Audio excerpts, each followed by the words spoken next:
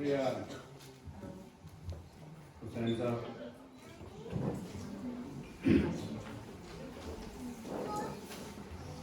تیرے ہی نام سے ابتدا ہے اور تیرے ہی نام تک ہر انتہا ہے. تیری حمد و ثنا الحمدللہ کہ تو میرے محمد کا خدا ہے. صلی اللہ علیہ وسلم.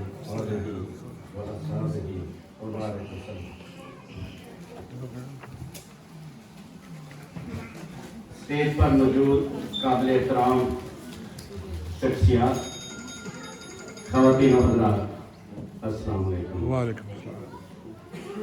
ایک پیک کو خراج تحسین کہ یہ ہمیشہ کمیونٹی کے لیے اور انتہائی اہم ایشوز کے لیے یہ ہمیشہ آگے رہتے ہیں اور اس کا صلہ آپ کو اللہ تعالیٰ سے جاتے ہیں.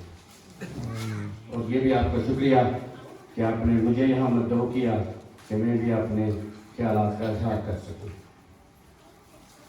اگست 2019 میں فاشسٹ موومنٹ نے آرٹیکل 370 کو ایبروگیٹ کیا، یعنی تقریباً 7 ماہ ہونے کو ہیں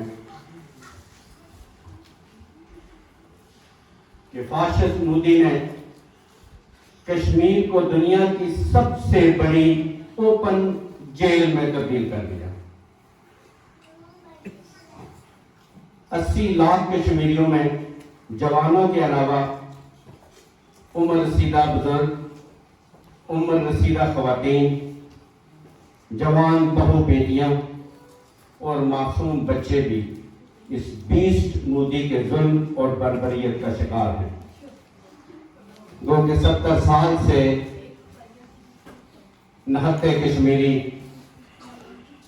ان کا خون تسلسل بہایا جا رہا ہے.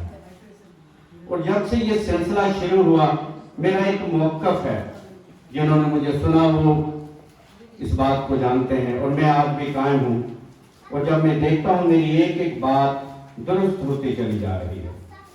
میں نے اکثر یہ کہا اپنی کشمیری قوم کو مخاطب کر کے کہ یہ جنگ آپ کی ہے اور اسے آپ نے لڑنا ہے. کوئی آپ کی مدد کو آنے والا نہیں ہے. بعض اوقات جذباتی گفتگو کے دوران یہاں تو کچھ نہیں، مجھے بہت کچھ سننا پڑا کہ تم جذبات میں کیا باتیں کرتے ہو. میں نے ہمیشہ کہا کہ مسلم امہ بکھر چکی ہے، وہ حصول اقتدار میں پھنسی ہوئی ہے. آپ کی کون مدد کرے گا؟ ویسٹ آپ کی مدد نہیں کرے گا. کوئی، میں بات کر رہا ہوں پورا ویسٹ، آپ شامل کر لیں سب کو. پورا ویسٹ آپ کی مدد نہیں کرے گا.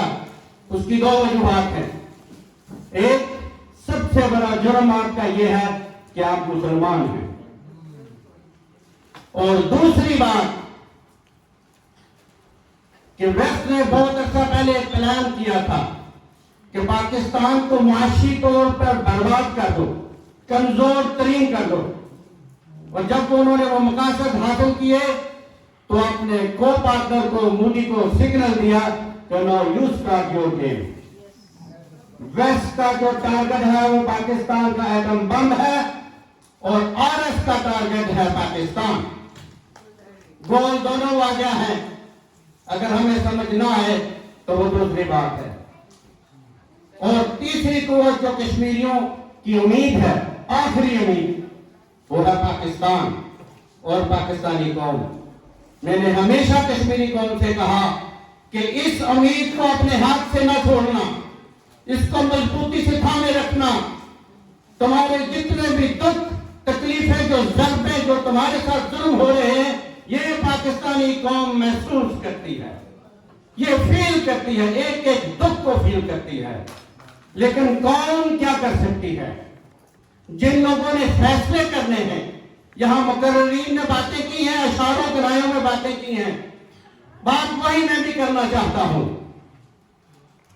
کہ ہمیں اب یہ بات گفت و شنید طفل تسلیوں یونائٹڈ نیشن کے اجلاسوں میں کوئی فائدہ نہیں ہونے والا. کچھ حاصل نہیں ہونے والا. اب پاکستان کو, پاکستانی قوم کو فیصلہ کرنا ہے کہ ہمارا دین, ہمارا قرآن اور ہمارا رسول, ہمارا نبی ہمیں کون سا راستہ دکھاتے ہیں. جب تمہاری زمین محفوظ نہ رہے, جب اب تمہاری عورتیں محفوظ نہ رہیں, تو کوئی ہیلا حجت نہیں ہے, پھر تمہیں جنگ کرنی ہوگی. اور جو مرضی کر لو. میں آپ کو ایک بات بتا دوں کہ یہ بات یہاں رکے گی نہیں, تسلیوں سے بات ہونے والی نہیں. نیکسٹ ٹارگٹ یہاں باتیں تو ہوئی, آزاد کشمیر ہے. آج یہ کہا جاتا ہے کہ جناب ہماری معیشت بڑی کمزور ہے, پاکستان مشکلات میں گرا ہوا ہے, یہ پاگل ہیں لوگ, جنگ کی بات کرتے ہیں. تو جب آزاد کشمیر پہ وہ آئیں گے, حملہ کریں گے, تب کیا کرو گے؟ تب معیشت دیکھو گے یا جنگ کرو گے؟ جنگ تم پر مسلط کر دی گئی ہے. یہ انٹرنیشنل کنسپیریسی ہے. سمجھو اس بات کو. آخر تمہیں جنگ لڑنی ہے, اور جنگ یا تم کل لڑو گے یا آج لڑو گے.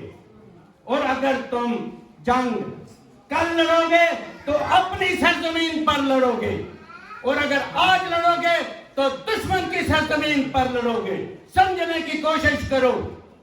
225 لوگوں نے 25,000 لوگوں کا سفایا کیا تھا. یہ کیا باتیں ہیں کہ ہم مشکلات میں ہیں؟ تمہاری اپنی ماں بہنوں کو 7 مہینے کو اندر رکھے, ان سے ضروریات زندگی چھین لی گئی ہے. کس چیز کا انتظار کر رہے ہو؟ کوئی اجلاس, کوئی اب کے سفارتی تعلقات کچھ نہیں کرنے والے, اور نہ ہی کچھ ہونے والا ہے. یہ تو ہم اپنا غصہ نکالنے کے لیے, اپنا غبار نکالنے کے لیے یہ دوست ہمیں پلیٹ فارم مہیا کرتے ہیں اور ہم بول کے چلے جاتے ہیں. کوئی اثر ہوا؟ وزیر اعظم کی تاریخی تقریر تھی اقوام متحدہ میں, جس کی ہم بھی تعریف کرتے ہیں. وزیر اعظم کی پارٹی کا نہیں ہوں. کیا ہوا کشمیریوں کے ساتھ؟ کشمیریوں کو فائدہ ہوا؟ نہیں ہوگا. کیوں نہیں سمجھتے آپ؟ آپ کو جنگ کرنی ہے. اور یہ میں اپیل کر رہا ہوں گورنمنٹ آف پاکستان سے. ارشد خان, میں آپ کو سیکنڈ کرتے ہوئے یہ اپیل کر رہا ہوں گورنمنٹ آف پاکستان کو, سمجھ لو اس دنیا میں اب تمہارا کوئی حامی اور دوست نہیں ہے. سب تمہارے مخالف ہیں. تم اپنے اللہ کے بتائے ہوئے راستے اور اپنے نبی کے بتائے ہوئے راستے پر نکل چلو. اگر کوئی دنیا میں اس وقت تمہارا کوئی ساتھ دے رہا ہے تو یہ بیٹھے سردار صاحب, ہر جلسے میں ہر جگہ ہمارے ساتھ ہوتے. تمہیں جنگ لڑنی ہے, جنگ تم پر مسلط ہو چکی ہے. فیصلہ کرو کب لڑنی ہے. اگر تم سے نہیں لڑی جاتی تو پھر ہمیں کیا دو, ہم آ جاتے ہیں, ہم کفن پہن کے آ جاتے ہیں, ہم میدان پہ چلے جائیں. میں تھوڑا جذباتی ہو گیا. انصاری صاحب نے ابتدا کی تھی اپنی تقریر کے اختتام میں شعر سے, ظاہر ہے اس کا تسلسل جاری رہنا چاہیے. تو علامہ اقبال کے چند اشعار کے ساتھ اجازت چاہوں گا. جرت اموز میں نہیں تاب سکن ہے مجھ پہ, جرت اموز میری تاب سکن ہے مجھ کو, شکوہ اللہ سے باکم بدن ہے مجھ کو. اے بجا سوائے تسلیم میں مشہور ہیں ہم, ہے بجا سوائے تسلیم میں مشہور ہیں ہم, قصہ درد سناتے ہیں کہ مجبور ہیں ہم. ساز خاموش ہیں, فریاد سے معمور ہیں ہم. نعرہ آتا ہے لب پہ تو مجبور ہیں ہم. اے خدا شکوائے ارباب وفا بھی سن لے, اے خدا شکوائے ارباب وفا بھی سن لے, ہو گرے حمد سے تھوڑا گلا بھی سن لے. بہت